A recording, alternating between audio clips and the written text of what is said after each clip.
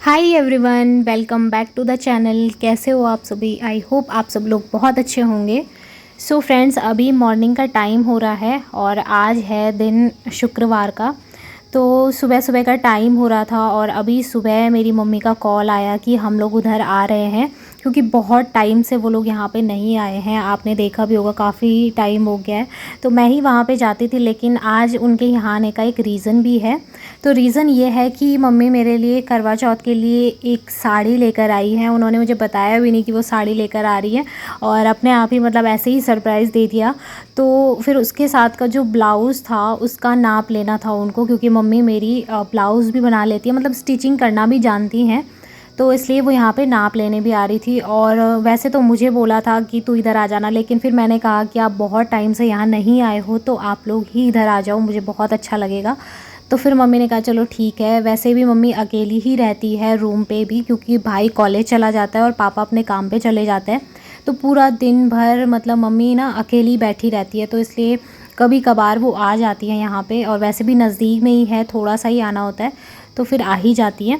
और मैंने बोला कि चलो आप आ जाओ, लेकिन उससे पहले मुझे मेरे दिमाग में ये था कि मैंने बहुत अच्छे से क्लीनिंग करनी है, अच्छे से साफ़ सफाई करनी है आज, क्योंकि मेरी मम्मी जो है ना सफाई के मामले में बहुत आगे हैं, बहुत ज़्यादा। उनको थोड़ा सा भी मतलब गंदा देखना बिल्कुल पसंद नहीं है। और वो हमेशा ही मुझसे कॉल पे पूछती रहती हैं कि तूने आज क्लीनिंग करी, तूने आज झाड़ू पोछा किया या नहीं किया।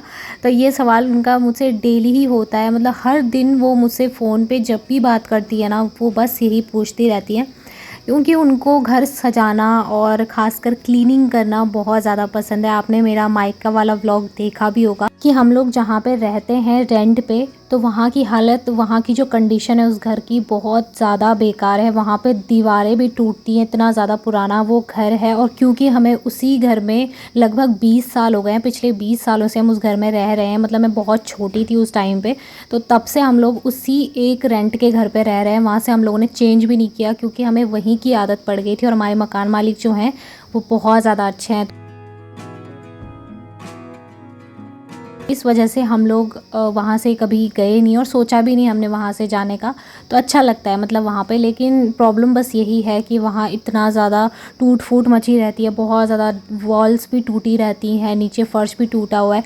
उसके बावजूद भी मम्मी हर दिन मतलब हाथ में एक कपड़ा रखा ही रहता है क्लीनिंग करने के लिए, कहीं पर धूल दिख जाए या कहीं पर कुछ भी हो जाए तो वो साफ़ करती रहे। लेकिन अब ना कुछ इंसान की हेल्थ की वजह से भी वो लो पड़ जाता है। आपने देखा भी होगा अपने घर में कई बार क्या होता है ना, हम खुद पे भी देख लीजिए, अगर हम खुद भी बीमार होते हैं ना तो हमारा बिल्कुल मन नहीं करता कुछ भी क्लीनिंग करने का, सजाने का अपने घर को, या कोई भी काम करने का हमारी इच्छा ही नहीं होती है। तो वैसा ही मेरी मम्मी के साथ भी, उनकी तबीयत पिछले 4-5 सालों से बहुत ज़्यादा मतलब ख़राब ही चल रही है। कभी उनको बैक पेन हो जाता है, कभी उनको हेडेक हो जाता है, कभी कुछ कभी कुछ। तो इस वजह से वो थोड़ा सा परेशान रहती हैं। और कोशिश वो पूरी करती हैं कि अपने घर को अच्छे से मेंटेन करके रखें, सारी चीज़ों को समेट के रखें, लेकिन उसके बावजूद भी बहुत सारी चीज़ें ऐसी हो जाती हैं जो उनसे नहीं हो पाता है। तो वो चाहती हैं कि अभी हमारी उम्र है, हम लोग अच्छे खासे हैं, अभी हम लोग कर सकते हैं। और बात भी सही है। तो बस वही सब ध्यान में रखते हुए ना आज मैंने अच्छे से साफ़ सफाई कर दी सारे रूम्स की।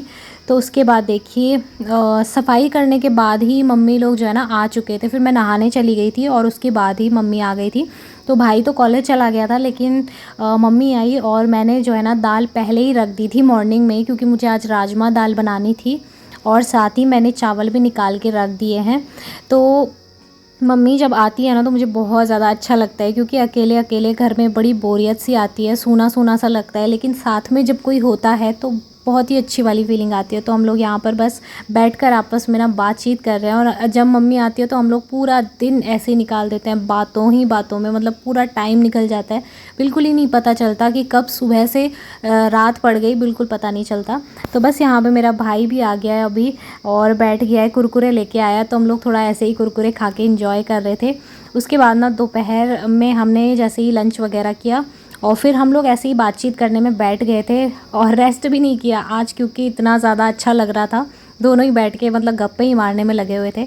तो उसके बाद अभी शाम का टाइम हो रहा है, तो मैंने मम्मी से बोला कि आप लोग यहीं से खाना खा के जाओ, खाना मैं बना लूँगी। लेकिन मम्मी ने मना कर दिया कि फिर बहुत ज़्यादा अंधेरा हो जाता है और जाने में फिर ठीक नहीं होता है, मतलब इतनी रात को जाना अच्छा नहीं लगता।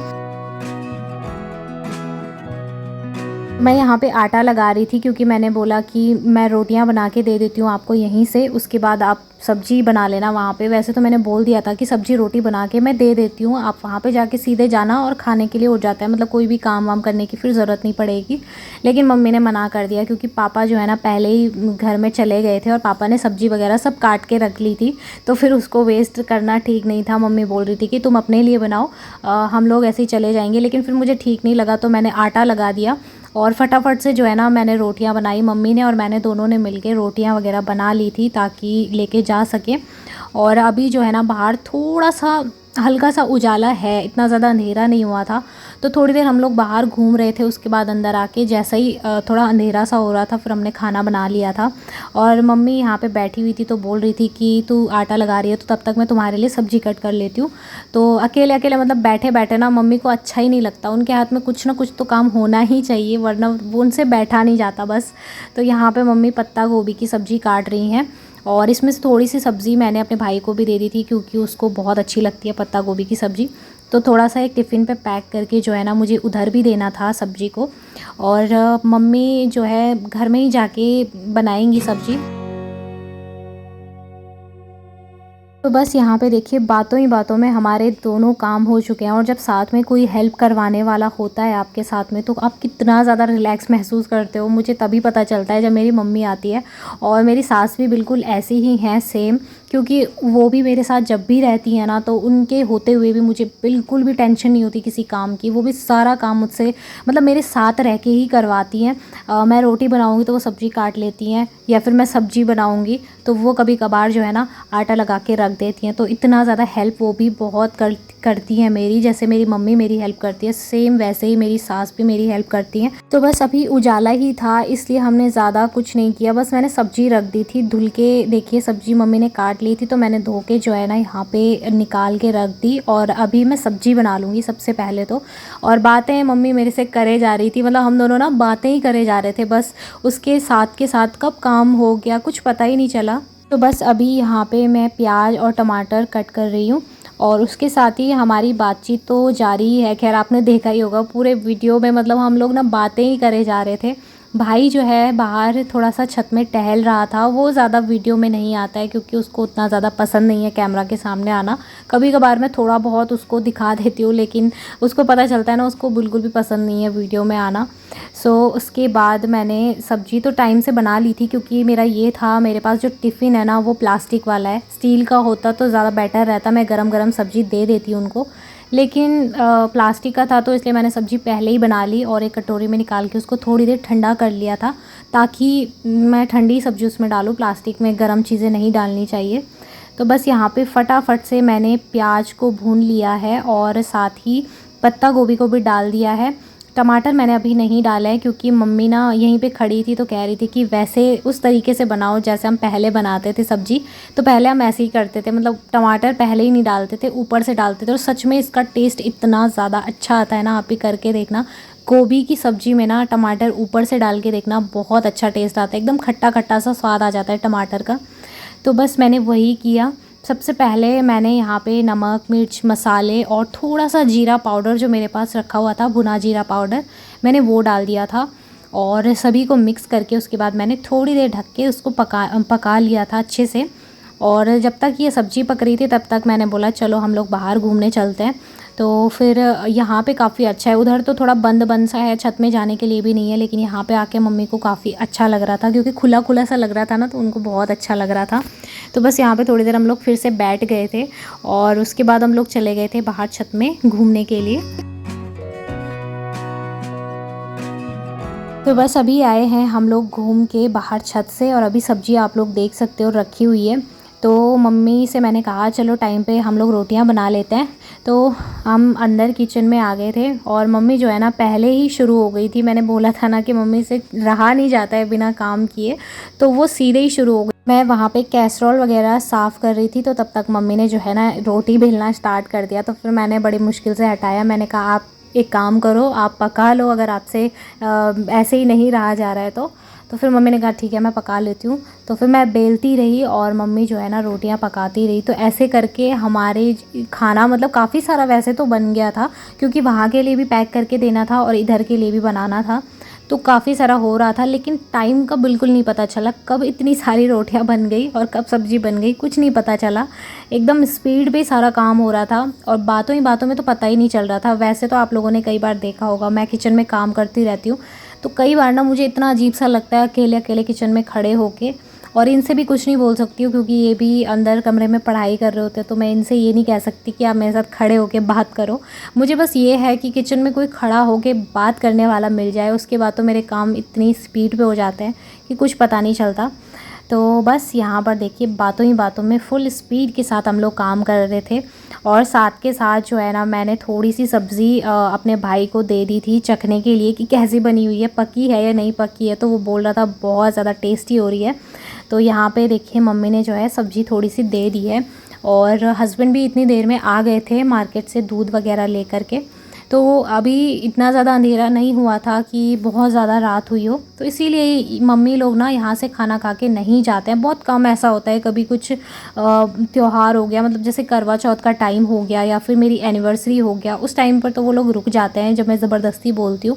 बट ऐसे ही वो लोग नहीं रुकते हैं क्योंकि उनको ये होता है कि इतनी लेट में जाएंगे ना तो फिर अंधेरा सा हो जाता है, और हमारे यहाँ पर इतना ज़्यादा अभी डेवलप नहीं, तो इसी वजह से ना टाइम से जाना ही ठीक लगता है। तो बस यहाँ पे देखिए दूसरी तरफ हमने अभी सब्ज़ी रख दी थी क्योंकि ये वाला गैस थोड़ा सा छोटा था, रोटियाँ फटाफट नहीं सिक रही थी अच्छे से, तो इसलिए बड़े वाले चूल्हे पे जो है हमने रोटियाँ सेकना स्टार्ट किया, और टाइम का भी पता नहीं चला और फटाफट से सारा काम भी निपट गया। बहुत अच्छा लग रहा था, लेकिन इसके बाद बहुत ज़्यादा बुरा लग रहा था क्योंकि एकदम पूरा रूम पूरा घर सुनसान सा लग रहा था, आवाज़ ही नहीं आ रही थी। इतना अजीब सा लगता है ना मुझे, जब आते हैं तब बहुत अच्छा लगता है, लेकिन जब जाते हैं मम्मी लोग भी जाते हैं या मैं खुद उधर से इधर आ जाती हूँ तो मुझे बहुत ही अजीब लगता है। मैं इस मामले में कुछ ज़्यादा ही इमोशनल हो जाती हूँ, और पता नहीं क्यों इतना ज़्यादा मुझे मतलब ख़राब सा लगता है। वो तो अच्छा है कि मम्मी लोग यहीं पे हैं, मेरे नज़दीक हैं, लेकिन फिर भी एक दिन के लिए ही सही मुझे बहुत ख़राब सा फ़ील होता है। तो यहाँ पे हस्बैंड अभी जो है ना ये लेके आए थे ओट्स वगैरह, तो मैं उन्हीं संभाल रही थी क्योंकि सारी चीज़ें बेड में फैली हुई थी ऐसे ही। फिर उसके बाद मैं अपने रूम में आ गई थी, और यहाँ पर ये साड़ी है जो मैं आपको दिखाने वाली हूँ अभी। तो बहुत ही प्यारी सी साड़ी लेकर आई है मम्मी, और मम्मी को ना कलर्स के मामले में बहुत अच्छा ये है कि मतलब नॉलेज काफ़ी अच्छी है कि करवा चौथ के लिए कौन सा कलर अच्छा लगेगा या किसी और चीज़ के लिए कौन सा कलर अच्छा लगेगा। तो वैसे अभी मम्मी का कोई फिक्स नहीं है, कह रही थी कि मैं एक दूसरी साड़ी भी लेकर आऊँगी, तो पता नहीं वो कौन सी अभी फिर से साड़ी लेके आएंगी। तो उनको काफ़ी अच्छा लगता है मतलब इस तरह से ना मेरे लिए साड़ी वगैरह लेना। बस अभी मैं यहाँ पे थोड़ा सा अपने रूम को क्लीन कर लूँ क्योंकि सोफ़े के कवर वगैरह सब कुछ फैले हुए थे, उनको अच्छे से रख रही हूँ। और अब मैं आपको दिखाती हूँ साड़ी। तो ये देखिए ये साड़ी मम्मी लेकर आई है, ये बनारसी साड़ी है, बहुत ही ज़्यादा प्यारी साड़ी है, और ये यहीं के लोकल मार्केट से मम्मी लेकर आई हैं। तो मुझे तो पता भी नहीं चला कि ये कब उन्होंने किया, और उनकी पसंद बहुत प्यारी है। देखिए मुझे भी बहुत अच्छा लगता है इस तरह से, कलर ना बहुत ही प्यारा लगता है खासकर करवा चौथ पे पहनने के लिए।